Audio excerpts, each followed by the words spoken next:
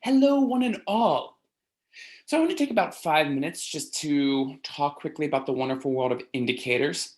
And to do that, I wanted to invite you on a field trip to my kitchen for a segment I like to call, well, it's Kitchen Chemistry with Chef Todd. Ding!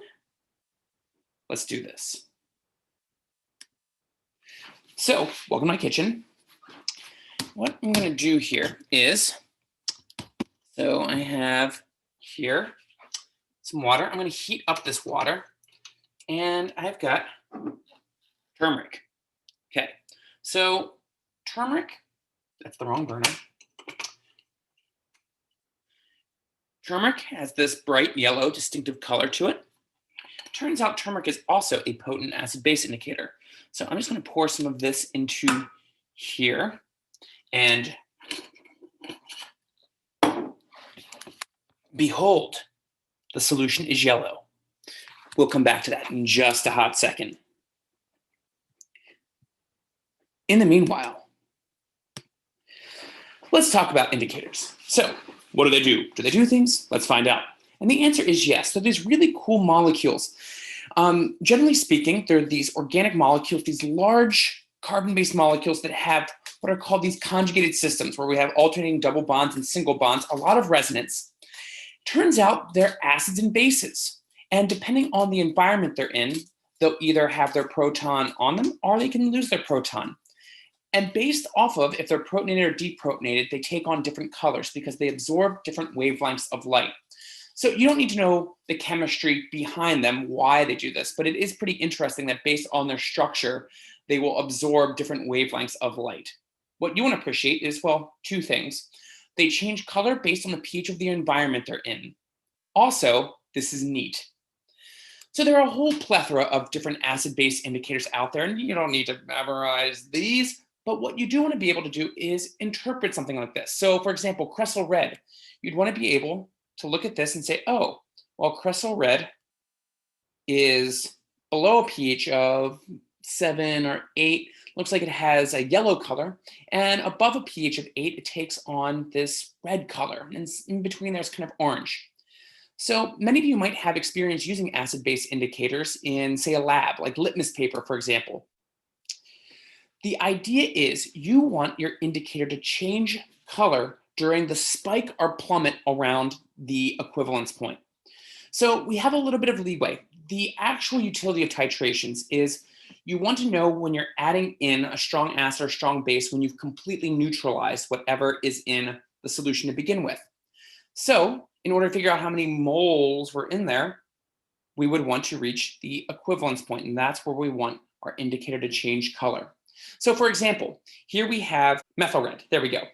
So methyl red, it looks like it changes between pHs of 5 and 6. Yellow at higher pHs, red at lower pHs. Okay, so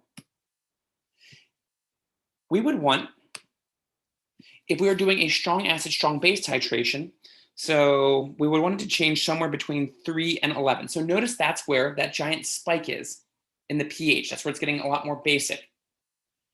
Whereas for the weak acid, strong base, this one looks like it spikes between about 6.5 or so to 11 is where our spike is.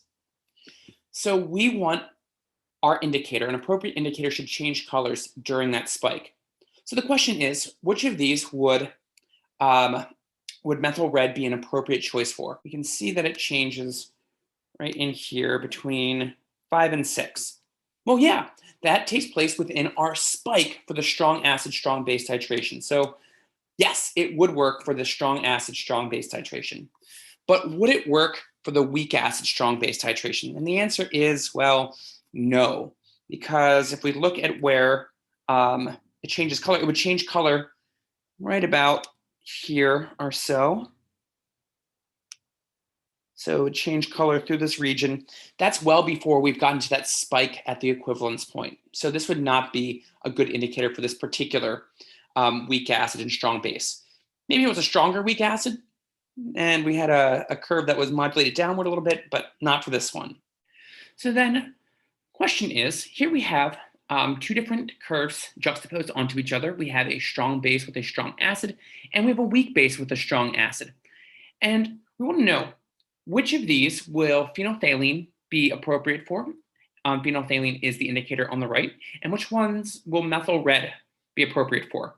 So what we're going to do here is take a moment, and I want you to tell me, is the phenolphthalein, the indicator on the right, going to be appropriate for strong base, strong acid, weak base, strong acid, this particular weak base and strong acid, or for both? So take a moment. All right, so what do we think? Let's see here. Well, I like the answer strong base, strong acid.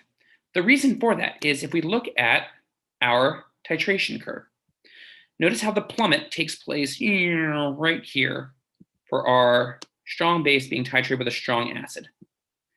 And phenolphthalein changes color in this around a pH of 9 or so, between 8.5 and 9.5. So that does take place within that particular plummet. Now, does it take place for this weak base? So here's our weak base being titrated with a strong acid. We're going, and then we hit the plummet right here. But notice that when we hit the plummet, it's kind of like a roller coaster. Whoa! Notice that at this point, we've already gone beyond the point where the color would change. The color would change, it looks like it would change somewhere between here and here. So that's not going to give us really insight as to where our equivalence point is. We want it to change in that plummet or spike if we're adding in base around the equivalence point. So let's do one more example and call it a day. The next question is, which would methyl red work for? Would it work for the strong base, strong acid titration? Would it work for this particular weak base, strong acid titration? Or would it work for both? Take a moment. Pause if need be. Okay. In this case, it would work for both because we can see here that this changes color right in here. Again, between 4.5 and 6 or so. Well, both of these curves, we can see, first let's look at the strong base with a strong acid.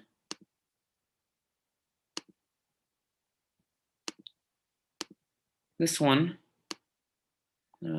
plummet goes, we can see that it's right there. The color changes as it's going down around the equivalence point.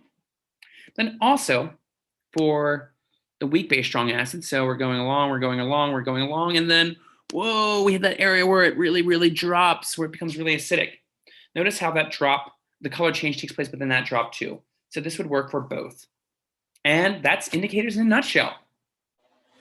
So now that this is really hot and our turmeric has dissolved better, I'm going to make this more basic. I'm going to add in some bicarbonate in the form of baking soda. Ooh. And oh no, that was a mistake. Oh goodness.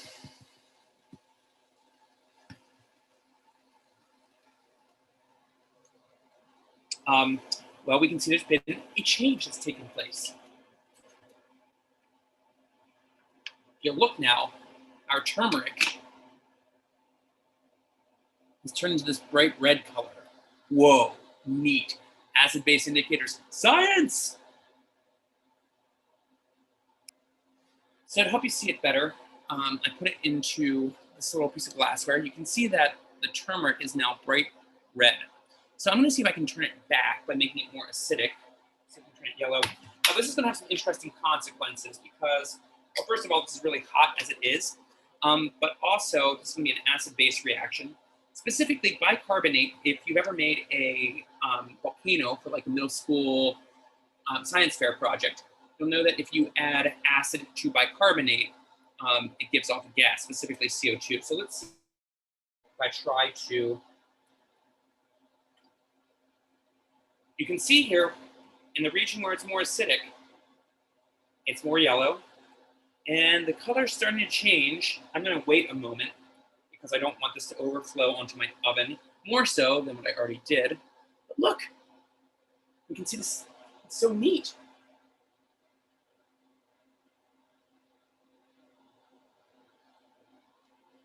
As it's getting more acidic, notice how it's turning more and more yellow.